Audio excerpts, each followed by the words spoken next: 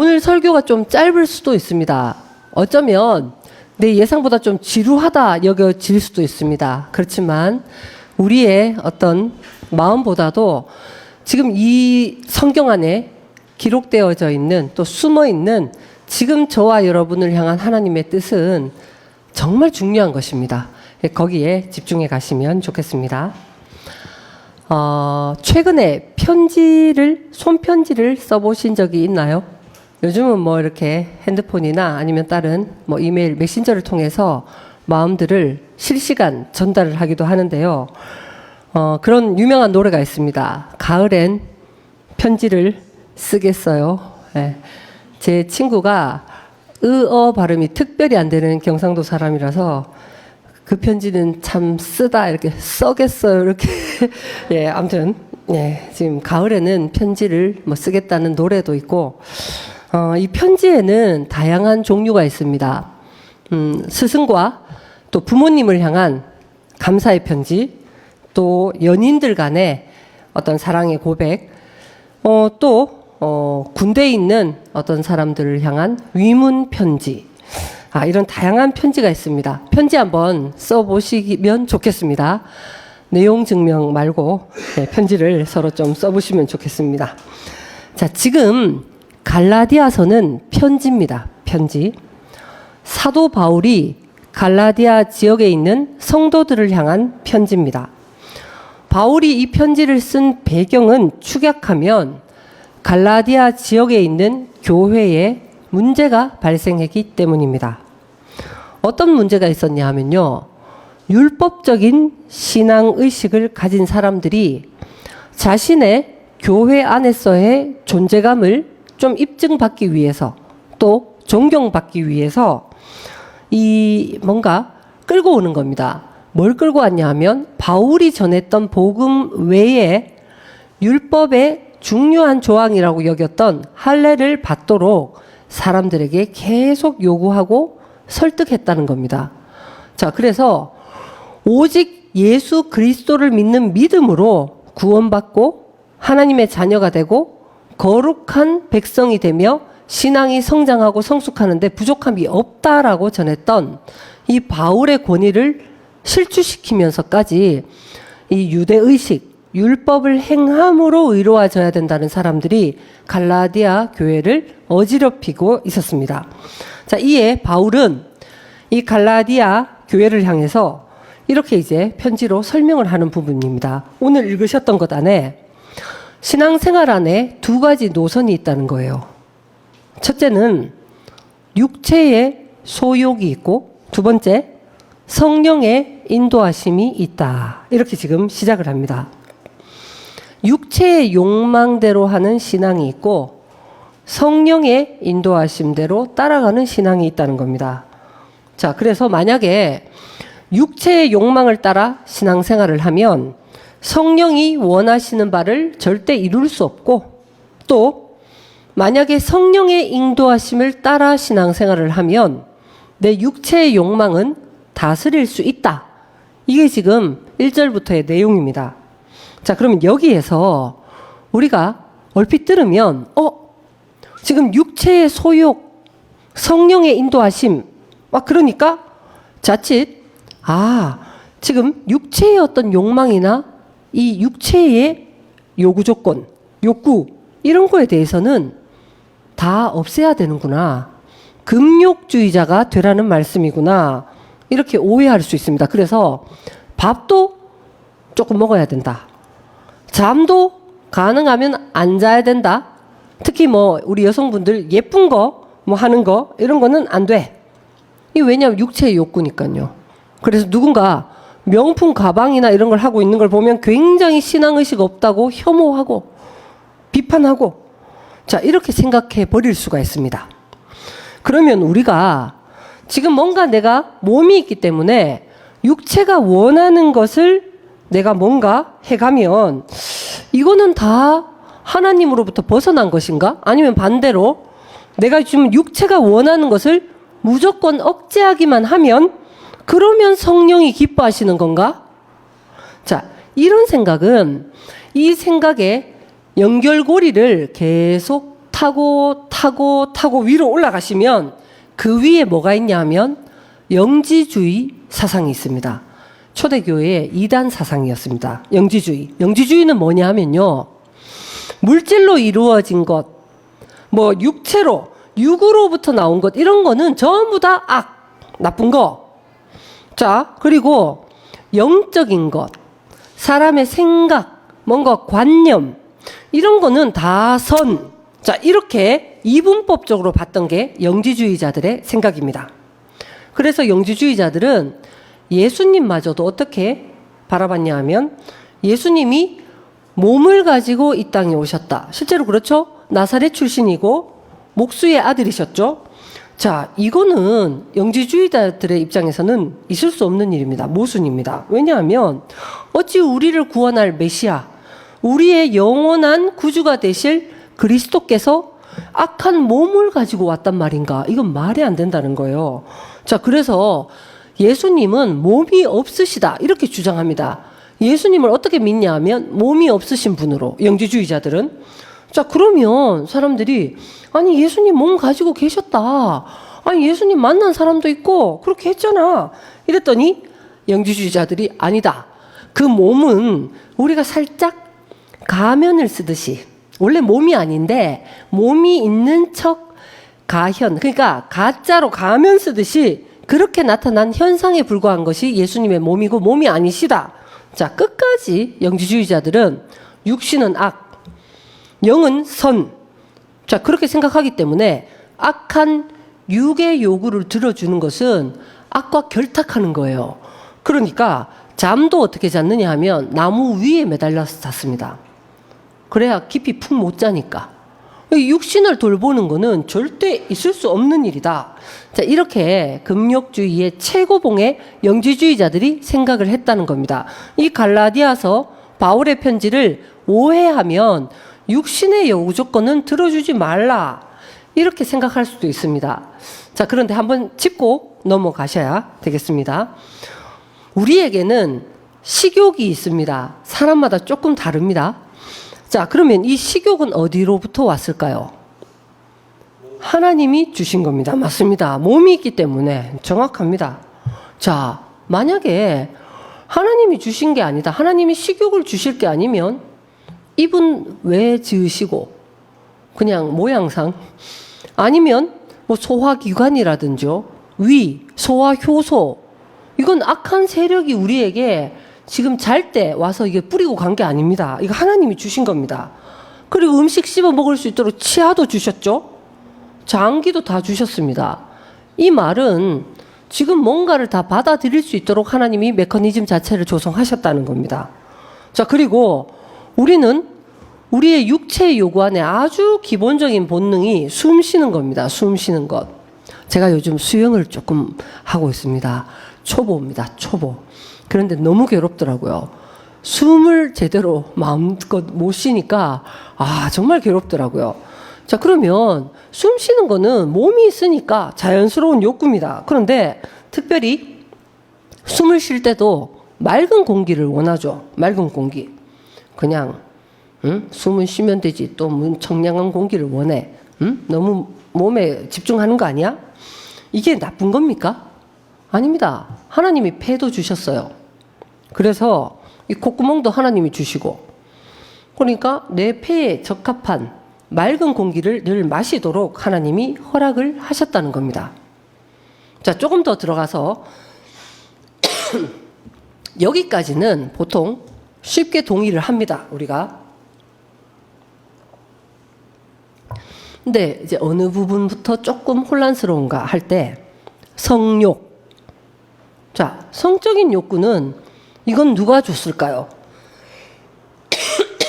죄송합니다. 제가 기침을 하는 거 보니까 가을이 왔습니다.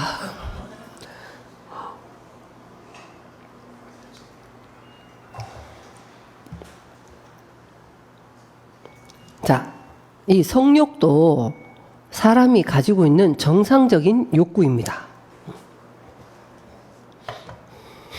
감사합니다. 네.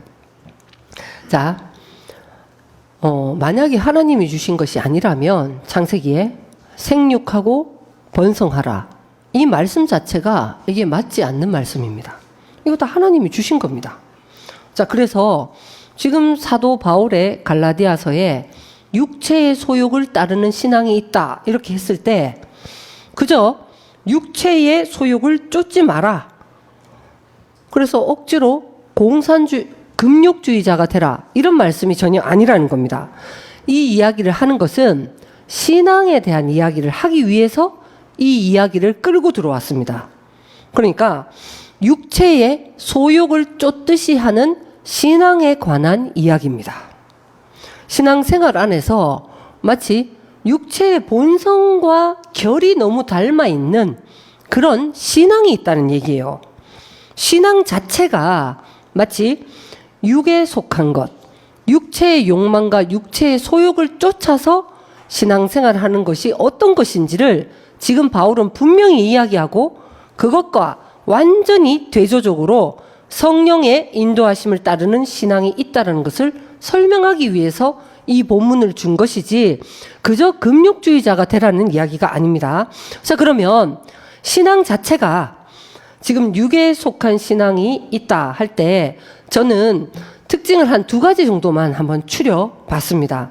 자, 첫 번째, 육신에 속한 신앙의 특징이 뭘까요? 할 때 첫 번째, 우리 육은 육에 속한 자연스러운 본능 중에 하나가 끝이 없습니다. 그러니까 채워도 여기에서 그만하는 게 잘 안 나오는 게 육의 욕망입니다. 만약에 오늘 내가 아무리 배부르게 먹어도 정말 여기까지 찼다. 아니면 정말 내가 한 숟갈도 못 먹겠다. 그렇게 해도 내일 되면 또 어떻게 하죠? 또 먹을 수 있습니다. 그러니까 정말 내가 배부르게 먹었다 한다고 해서 끝나는 게 아니라 육신의 욕망은 좀 지나면 또 생기기 마련입니다. 그래서 이 속된 말로 지금 너무 많이 먹으면 쉽게 하는 표현이 편한 관계 안에서는 아이고 배가 터지겠다 이런 말을 하죠. 그런데 그런 얘기를 저도 해본 적이 있고 들어본 적이 많지만 아직 한 번도 배가 터진 사람을 본 적은 없습니다. 이게 마찬가지입니다. 성적인 것도 마찬가지예요. 우리 성적인 게 하나님이 주신 여러 욕구 중에 자연스러운, 그러니까 뭔가 지금 변질되고 이런 이야기가 아닙니다. 자연스럽고 건강한 어떤 사람의 욕구예요. 자, 그런데 이 성적인 욕망도 채워지는 것에 있어서 마찬가지입니다. 만약에 내가 그것 자체를 통해서 만족에 도달해 보겠다. 내 인생이 요즘 공허하다. 너무 외롭다. 내게 정말 활력도 없다. 그런데 만약에 내가 성적인 것을 통해서 그 욕구를 한번 채워보겠다. 이렇게 하면 어느 정도 내가 해서 됐다 이런 게 아니라 아무리 내가 거기에 집착을 하더라도 더 갈구하고 더 목마르고 더 거기에 탐닉하게 된다는 겁니다. 이게 다 육에 속한 것들의 특징이에요. 자, 첫 번째 특징은 끝도 없이 내가 더 큰 자극 이걸 찾게 돼 있습니다. 이거는 그저 식욕, 성욕 이야기뿐만 아니라 학업도 마찬가지입니다. 도대체 어디까지 학위를 딸 것인가? 여기에도 내가 어떤 목적 때문에 내가 학위도 필요하고 내가 어떤 목적 때문에 그 대학을 가는 것. 자, 이런 게 돼야 되지. 이것 자체로 내 인생의 자존감과 내가 살아있는 존재감을 나는 한번 꽃 피워보겠다. 이러는 순간 끝도 없습니다. 끝도 없습니다. 그러니까 우리가 포르노라고 할 때 이 헬라어가 원어로 보면 포르노스라는 말에서 나옵니다. 이게 어떤 의미가 있냐면 끝도 없이 탐닉하는 거예요. 그러니까 이만하면 됐다. 이게 없는 것. 이게 포르노스입니다.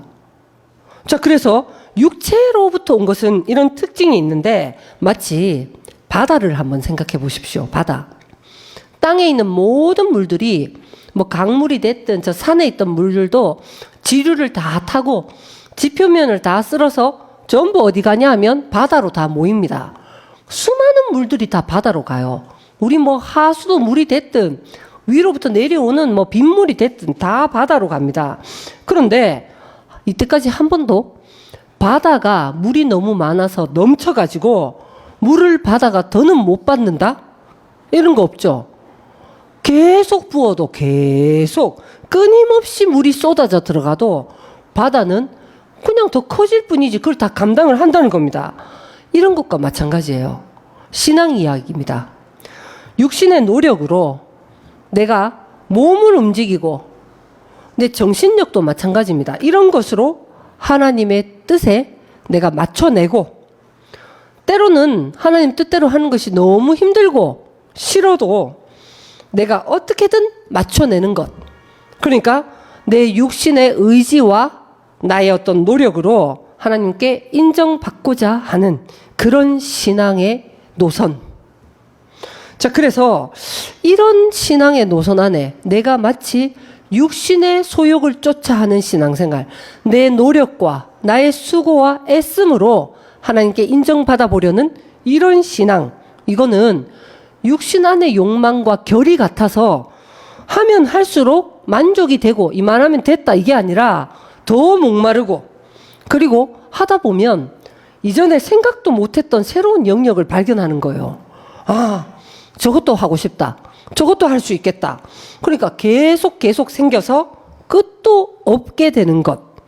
이게 바로 육에 속한 신앙입니다. 이전에 굉장히 전 세계적으로 유행했던 그 뭐 책으로부터 나오고 영화로 나왔던 반지의 제왕. 자, 이게 원래 모티브가 됐던 그 이야기가 있죠.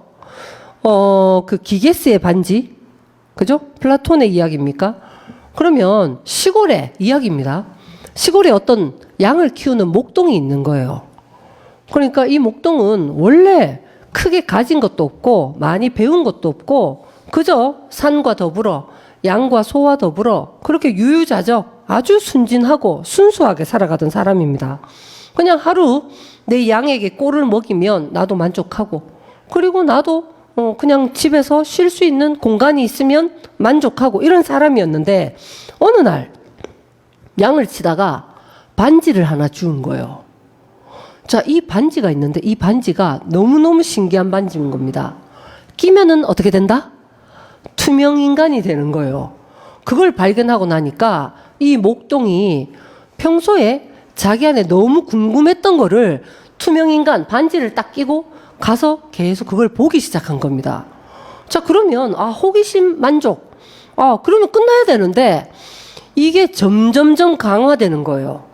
그래서 어디까지 내가 관심이 미치냐면 시골에 정말 이름 없는 목동이었는데 그 나라를 다스리는 황실에 왕궁 안에 이제는 호기심이 생기는 겁니다. 왕궁의 왕비는 얼마나 아름다울까?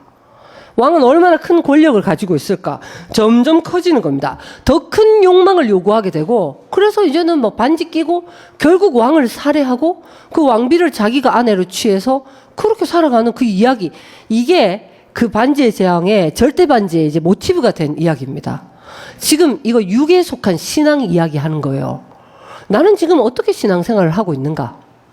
나는 하나님 앞에 무엇으로 다가가고 무엇으로 하나님께 인정받고 무엇으로 하나님과 교제하고 하나님과 동행하며 하나님을 기쁘시게 하고 나도 하나님 안에서 만족되고 평안에 이르기를 원하는가 할 때 신앙에 분명히 이거 아니면 이거 노선에 우리가 서 있다는 겁니다. 지금 딴 사람 이야기가 아니라 저와 여러분의 이야기입니다.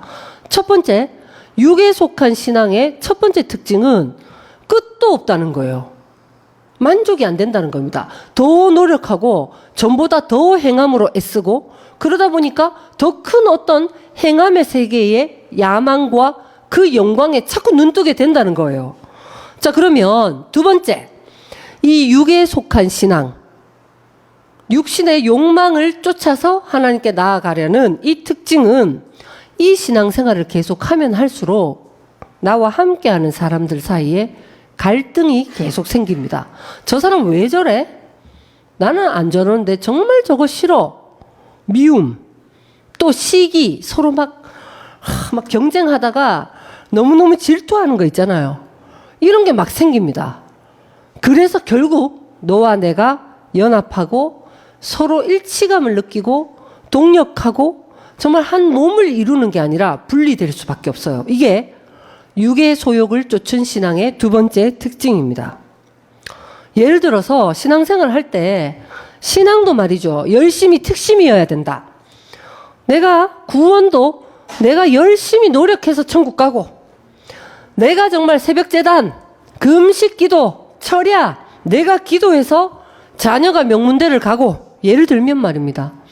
내가 정말 비가 오나 눈이 오나 때로는 사람들의 핍박과 무시와 부끄러움을 무릅쓰고 노방전도도 하고 길거리에서 만약에 외쳐서 그래서 사람을 많이 전도했더니 망해가던 내 사업이 일으켜졌다라든지, 그리고 내가 교회에 여러 봉사활동을 했더니 그러니까 내가 봉사가 하나 올라갈 때마다 사람들 사이에서 내 이름도 올라가고 내 명성도 인기도 올라가고 내 목소리도 커지고 내가 인정받고, 그래서 나중에 항존직 선거를 할 때 가령 내가 열심히 봉사해서 수고하고 애쓰고 내가 안 쓰고 돈도 내고 이래서 항존직에 장로님, 안수집사님, 권사님으로 내가 뽑혔다. 자, 그리고 내가 그렇게 노력해서 목회자가 돼가지고 사실 내가 정말 안 먹고 안 입어서 개척교회를 이뤄냈다. 저는 절대 그렇지 않습니다. 많이 먹습니다. 그러니까 만약에 이런 게 나의 공로가 된다. 자, 이게 뭐냐 하면 이게 육에 속한 신앙입니다. 육신의 소욕을 따르고 있다는 거예요. 이 신앙은 내가 열심히 하면 할수록, 그래서 뭔가 내가 원하는 결과가 나오면 나올수록, 소위 잘하면 잘할수록 나와 옆에 있는 사람들은 나뉘어집니다. 나뉘어집니다. 그런 얘기를 제가 가끔 듣습니다. 저분 교회에서 그냥 김 집사님, 박 집사님 이럴 때는 너무 편했는데 장로님 되고 나니까 목에 힘이 들어갔네. 이런 얘기 못 들어보셨습니까? 그러니까 그 왜 갑자기 목에 힘이 들어갔는가? 육체의 나의 노력, 내 수고, 힘, 이것으로 뭔가를 이뤄내면, 그러면 이상하게 사람은 순수했던 사람이 이 목동 기계스처럼 점점 변질되고 내가 누구와 싸우려고 안 했는데도 이미 싸우는 사람이 돼 있어요. 분열됩니다. 그리고 늘 비교해요. 저 사람 나보다 교회 늦게 들어왔는데 저 사람이 먼저 인정받네? 이런 거. 이런 게 바로 육신의 소욕을 쫓은 신앙생활입니다. 지금 갈라디아 교회 안에서의 문제이고, 동시에 오늘 우리의 예방접종이며 동시에 지금 우리 안에 있는 이야기입니다. 말씀을 마무리하겠습니다. 갈라디아 교회 안에 육신의 소욕을 쫓아 신앙생활을 하려는 사람이 있었습니다. 그들이 자기가 힘쓰고 자기가 애쓰고 결단해서 신앙생활을 잘 해보려고 노력을 했습니다. 그리고 내가 이뤄낸 것으로 사람들에게 인정을 받으려고 했습니다. 괜찮습니다. 괜찮습니다. 놔두세요. 놔두세요. 자, 그렇게 하려고 인정을 받았습니다. 자, 이거는 가만히 생각해 보시면 표면적으로는 하나님을 위해서죠. 그런데 정말 보면 누구를 위하냐면 자신을 위한 거예요. 그리고 성령을 의지하는 것 같아도 나의 힘과 정신력을 의지하는 겁니다. 내가 만약에 무너진다, 감기라도 걸려서 컨디션이 너무 안 좋아지면 내가 몇 달 교회를 못 나가면 내 신앙도 무너집니다. 그런데 바울은 이것과 정말 대조적으로 성령에 이끌리는 신앙이 있다는 겁니다. 성령에 이끌려서 하는 신앙생활. 성령은 어떤 분이냐? 성령은 하나님이십니다. 그런데 성령은 특별히 최종적인 성령의 일하심은 어디 있냐면 내 안에 있습니다. 내 가치관을 바꿔낸다는 거예요. 내 본성을 바꿔낸다는 겁니다. 전에는 우리 마음 안에 한번 생각해 보십시오. 나 그렇게 되는 거 제일 정말 싫어. 내가 지금 열심히 노력하고 그래도 맞춰내고 눈치 보는 거는 그렇게 될까 봐야. 내가 가장 두려워하는 거 있죠. 그 나의 두려움이 변하여 내 노래가 되고 성령이 내 속에 역사하셨기 때문입니다. 너무 두려운데 노래를 부르면 두려움을 쫓기 위해서 억지로 결단하면서 노래 부르라는 얘기가 아니라 성령이 내 속을 만지면 가치관이 변하니까 이제는 그렇게 돼도 그냥 할 수 없고 안 되면 좋고 돼도 괜찮다. 이거는 내 본성을 만진 성령 때문입니다. 이런 성령에 이끌려서 신앙생활을 하는 것은 사람의 노력과 의지로 내 결단으로 정신력으로 뭘 맞춰내고 내가 신앙의 계획, 인생의 몇 년 계획 내가 세워서 정말 절약하고 경제적으로 맞추고 올 한 해는 나는 목표가 뭐다. 나는 2024년에는 뭐 어떻게 될 거다. 뭐 이렇게 계획 세우듯이 신앙마저도 막 계획에 짜맞춰서 돌아가는 이런 육신의 소욕을 쫓아서 하는 신앙생활이 아니라 성령이 내 마음을 만지셔서 전에 안 보이던 게 보이고 전에 내가 할 수 없던 일을 내 기쁨으로 할 수 있게 하고 이런 성령의 이끌림은 누가 받게 되냐 하면 역설적으로 힘이 좋고 내 결단과 의지가 살아있는 사람이 아니라 십자가의 고백이 있는 사람입니다. 십자가의 메시지에 아멘으로 인정하는 사람입니다. 십자가는 죄인의 형틀이에요. 안 되니까 죄인의 위치에 내가 발견되는 겁니다. 내가 다 되는데, 다 할 수 있는데, 속에는 이뤄놓은 것에 대한 주장할 것이 뭐같이 있으면서 억지로 십자가 겸손한 척 하라는 게 아니라 정말 내가 되면 내가 하겠는데 어떤 거 몸으로 움직이는 건 되는 건 되고 안 되는 건 안 되는데 정말 중요한 내 속을 바꿔내는 것, 내가 그게 없으면 못 견딜 것 같은 것, 그렇게 될까봐 너무 두려운 것, 아직도 내 마음에 후회와 원망으로 가득한 그 사건이 변하여 하나님을 더욱 알게 된 사건이 되었고 내가 더 하나님께 그것을 계기로 나갈 수 있었다면 저는 하나님의 일하심으로 하나님이 주신 귀한 선물로 받겠습니다. 성령이 일하신 거죠. 누구에게? 내가 할 수 없다라는 고백이 나온 사람에게. 이게 십자가의 고백입니다. 이런 말씀과 여기에 동의하고 시인하고 인정되는 것은 너무 아멘으로 받고 내가 소망되는 것은 기도하면 내 결단과 의지가 아니라 성령이 내 본성을 바꿔내셔서 마치 성령의 9가지 열매와 같은 뭐죠? 사랑, 희락, 화평, 자비, 양선, 오래 참음, 충성, 절제 다 나오죠. 자, 이런 성령의 9가지 열매와 같은 그런 본성이 내 안에 저절로 맺히도록 도와주시겠다는 겁니다. 그러면 성령의 일하심으로 열매가 맺히면 그걸로 주장하거나 자랑하거나 너는 못했는데 나는 했다. 분리가 없다는 거예요.